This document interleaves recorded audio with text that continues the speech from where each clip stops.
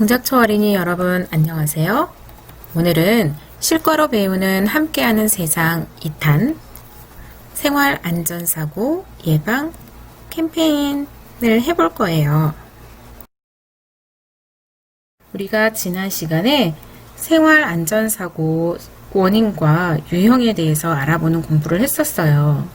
생활안전사고 예방 캠페인을 하기 위해서 찾아본 사례들이었는데 소년조선일보 2017년 6월 29일 기사에서 만 7세부터 14세 어린이들에게 발생하는 안전사고 원인 1위가 자전거였어요. 기억나죠? 그 다음으로 놀이터 시설에서 일어나는 안전사고가 많았고, 그 다음은 운동장비로 인한 안전사고였어요. 안전사고의 유형으로는 미끄러지거나 넘어지는 것이 가장 많았고, 부딪힘과 떨어짐 순이었다고 합니다. 자, 우리가 코로나 때문에 사례만 찾아보고 캠페인 활동은 하지 못했었죠. 고민을 하다 캠페인을 할 수 있는 방법을 찾아냈어요. 도전! 집콕 캠페인.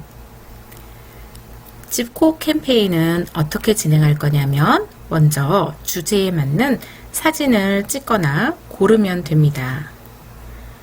다음으로 자신이 선택한 또는 촬영한 사진을 편집해서 이학습터 게시판에 사진을 올리면 됩니다. 그러면 올라온 사진들을 선생님이 모두 편집을 해서 하나의 영상으로 만들어 올릴 거예요. 그러면 그 캠페인 영상에 댓글을 써주면 됩니다. 자, 그럼 캠페인 1단계. 주제에 맞는 사진 찍기 또는 고르기. 주제는 생활안전사고 예방을 위한 사진이거나 안전한 여름방학을 위한 사진이면 됩니다. 집 안에서 자신이 고른 사진을, 장소를 선택해서 찍어도 되고요. 다음 영상에서 선생님이 보여주는 방법을 이용해서 인터넷에서 사진을 골라도 됩니다. 저작권의 영향을 받지 않는 사진을 고르는 방법을 다음 영상에서 설명할게요. 다음은 인터넷에서 저작권의 영향을 받지 않는, 침해하지 않는 사진 이미지를 찾는 방법에 대해서 설명할게요. 먼저 선생님은 주로 구글에서 찾아요. 여러분들도 구글을 이용할 수 있으면 구글을 이용하는 것이 좋겠습니다.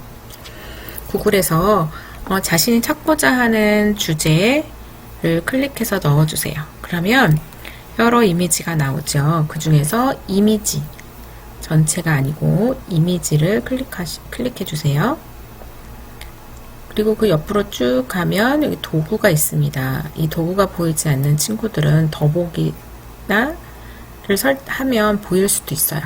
그래서 도구를 클릭해 주시면 이미지 바로 밑에 크기, 색상, 사용권, 유형, 시간 이렇게 나오는데 그 중에 사용권을 세모를 클릭을 하면 라이선스로 필터링 안함, 수정 후 재사용 가능, 재사용 가능, 수정 후 비상업적 용도로 재사용 가능, 비상업적 용도로 재사용 가능. 우리는 수정 후에 사용할 거기 때문에 수정 후 재사용 가능을 클릭해주면 수정 후 사용이 가능한 이미지들이 이렇게 떠요. 그 중에서 내가 원하는 이미지를 찾아서 바닷가? 네, 선생님은 바닷가 사진이 필요했어요. 사진을 클릭을 해서 오른쪽 버튼을 눌러주면 여러 가지 또 설명이 나오는데 그 중에 이미지를 다른 이름으로 저장을 클릭해 주세요. 그리고 본인이 저장하고 싶은 곳에 폴더를 선택한 다음 사진의 이미지, 사진의 제목을 정한 후에 파일 형식은 JPEG나 JPG 등을 선택해 주면 됩니다. 그리고 저장하면 본인이 선택한 사진이 이렇게 저장되어 있는 걸 확인할 수가 있어요. 사진을 인터넷에서 찾아올 친구들은 이 방법을 이용하면 저작권의 침해를 하지 않고 사진을 구할 수가 있습니다. 영상 잘 보았죠? 자, 이제 사진을 선택했으면 다음 스텝 2. 사진을 편집하면 됩니다. 사진을 편집하려면 사진 편집 프로그램을 활용해서 해도 되고 파워포인트 프로그램을 활용해서 해도 됩니다. 둘 다 어려운 친구들을 위해서는 선생님이 이 학습터 사진 올리는 방법을 설명할 때 다시 설명할게요. 사진 편집하는 방법도 다음 영상에서 확인할 수 있습니다. 지금부터 사진을 편집하는 방법을 설명해 줄게요. 선생님은 포토스케이프라는 프로그램을 이용합니다. 인터넷에서 다운받아 사용할 수가 있고요. 포토스케이프가 없는 친구들은 그림판을 이용해서 편집을 해도 괜찮아요. 그런데 선생님은 그림판이 익숙하지 않아서 선생님이 자주 쓰는 포토스케이프를 이용하도록 하겠습니다. 포토스케이프를 바로 실행을 시켜도 되고 아니면 자신의 사진에서 연결할 프로그램을 선택을 해도 괜찮습니다.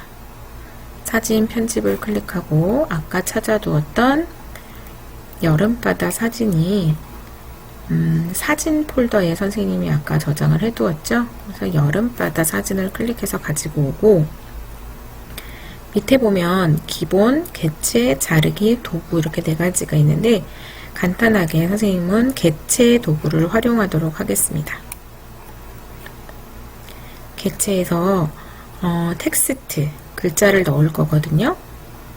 텍스트를 클릭을 하면 글씨가 너무 크죠. 바로 편집창이 뜨는데 글씨를 한 30, 글씨를 30 정도로 해도 사진 안에 들어가지 않네요. 그러면 다시 더블 클릭을 하면 또 그 창으로 다시 들어갈 수 있어요. 좀 많이 줄여볼까요? 네, 20으로 줄였어요. 그러면 네, 이렇게 해서 줄일 수도 있어요. 창 화살표를 이용해서 줄일 수도 있고 위에다가 글자를 넣어 보겠습니다.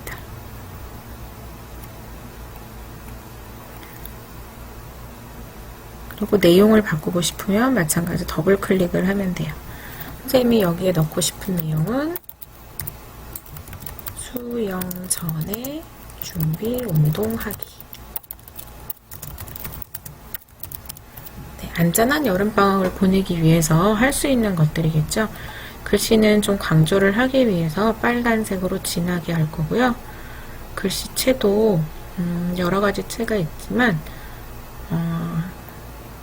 진하게 보일 수 있게 이렇게 할게요. 그리고 외곽선은 글자에 테두리를 넣어주면 글자가 좀 더 선명해 보이는 효과가 있어요. 그래서 이렇게 하고 글씨는 조금 더 키워서 20, 22 정도로 해도 괜찮을 것 같아요.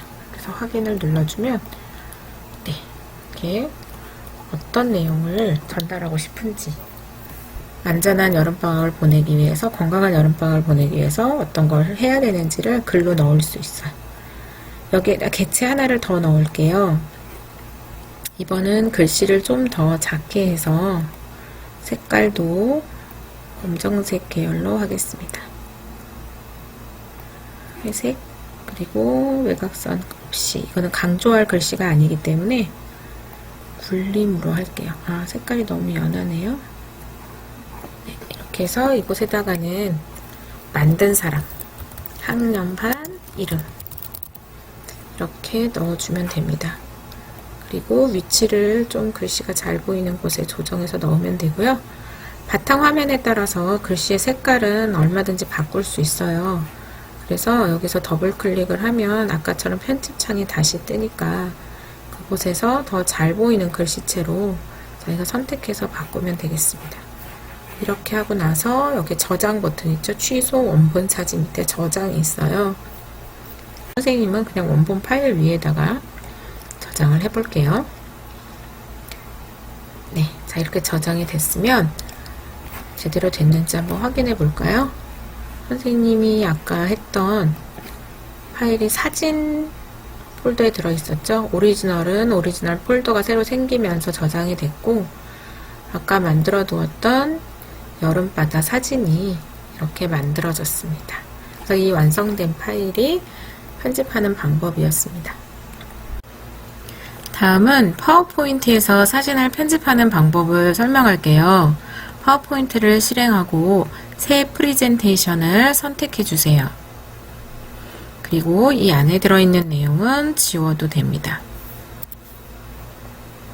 이렇게 지운 후에 삽입으로 가서 그림을 선택해 주세요. 자기가 찾은 사진이거나 아니면 자기가 직접 찍은 사진도 괜찮습니다. 선생님은 핸드폰으로 찍은 사진을 카카오톡 파일로 보냈어요. 카카오톡으로 보내서 컴퓨터에서 받았어요. 자, 이렇게 화질이 괜찮으면 사진을 가장 크게 할 수 있는 만큼 크게 해주세요. 자, 이렇게 해서 사진을 선택한 후에 삽입으로 가서 텍스트 상자를 클릭해 주세요. 가로 텍스트 상자를 선택을 하면 텍스트를 상을 만들 수 있어요. 그리고 이곳에 전선을 한 콘센트에 꽂지 않기 이렇게 제목을 써준 후에 디자인 아니고 서식으로 갈게요. 서식으로 가면 글자의 모양을 알아서 지정해주는 형태가 있어요. 그래서 이곳으로 가서 글자의 형태를 선택한 후에 다시 홈으로 가서 글자의 크기를 늘려주면 됩니다. 글자를 40 정도로 할게요. 그리고 마우스를 이용해서 가운데로 옮겨주면 됩니다. 뒤에 글자 때문에, 그림 때문에 잘 보이지 않으면 도형 채우기를 해주면 돼요. 홈에서 도형 채우기를 뒤에 그림과 좀 반대되는 색으로 도형 채우기를 해주면 훨씬 글씨를 뚜렷하게 볼 수 있습니다. 이렇게 해서 생활안전사고를 예방할 수 있는 방법을 설명으로 넣고요. 다시 삽입으로 가서 텍스트 상자, 이번에는 자기의 학년반 이름을 넣을 작은 텍스트 상자를 만든 후에 학년반 이름을 넣어주면 됩니다. 이것도 서식으로 가서 자기가 워드 스타일에서 골라도 돼요. 그러면 하나씩 변경하지 않아도 한꺼번에 워드 스타일을 바꿔주기도 합니다. 이름이 너무 잘 안 보이게 하면 선생님이 찾기가 어려우니까 이름도 그래도 좀 잘 보일 수 있는 것으로 선택해 주세요. 그렇게 해서 학년반 이름까지 넣으면 됩니다. 그리고 나서 파일로 가서 저장하기를 해주면 자기가 저장할 위치에 저장해서 파일을 완성해서 선생님에게 보내주면 되겠습니다. 이렇게 해서 PPT 파일로 올려도 괜찮습니다. 다른 프로그램을 이용해서 캠페인 스텝 3 이학습터에 사진 올리는 방법입니다. 온라인 학습방 실과라는 게시판이 각 학급방에 다 게시되어 있어요. 거기에 들어가서 자신의 작업한 사진 또는 PPT 파일을 올려주면 됩니다. 뒤 영상에서도 사진 편집을 하지 못한 친구들이 올리는 방법에 대해서 설명을 해줄 거니까 편집하지 못했다고 너무 걱정하지 마세요. 자신의 사진이나 편집한 사진은 7월 21일 화요일까지 모두 온라인 학습방 실과에 올려주어야 합니다. 그러면 선생님이 7월 22일부터 작업을 해서 완성된 캠페인 영상을 만들 거예요. 다음은 이 학습터에 만든 작품을 올리는 방법을 설명할게요. 각 학급 홈페이지에 들어가서 학급방에 이 학습터 학급방에 들어가서 게시판 이동을 클릭해 주세요. 그러면 게시판이 이렇게 여러 개가 뜨지요. 그 중에 맨 마지막 온라인 학습방 실과를 클릭해서 들어가면 되겠습니다. 온라인 학습방 실과 게시판에 들어가면 선생님이 도전 집콕 캠페인이라고 게시판에 글 하나를 올려놓았어요. 이것을 클릭해보면 어떤 내용으로 해야 하는지를 선생님이 적어서 설명도 해놓았고요. 첨부 파일로 선생님이 만든 예시 작품도 올려놓았습니다. 그것도 한번 확인해 보세요. 그리고 자기가 만든 작품이 잘 올라가져 있는지 확인을 하면 됩니다. 캠페인 스텝 4. 선생님이 만든 영상을 온라인 학습방 실과에 올려놓으면 그 영상을 시청한 후에 댓글을 달아주세요. 그러면 여러분들의 집콕 캠페인은 모두 완성되게 됩니다. 수업을 다 듣고 여러분들이 해야 할 일이 좀 많아졌죠? 그래도 기한이 7월 21일까지니까 놓치지 말고 자신의 좋은 캠페인 사진 꼭 올려주세요. 다음 시간에는 건강하게 성장하려면 어떤 노력이 필요할까요에 대해서 공부해 보도록 하겠습니다. 오늘도 공부하느라고 수고하셨습니다.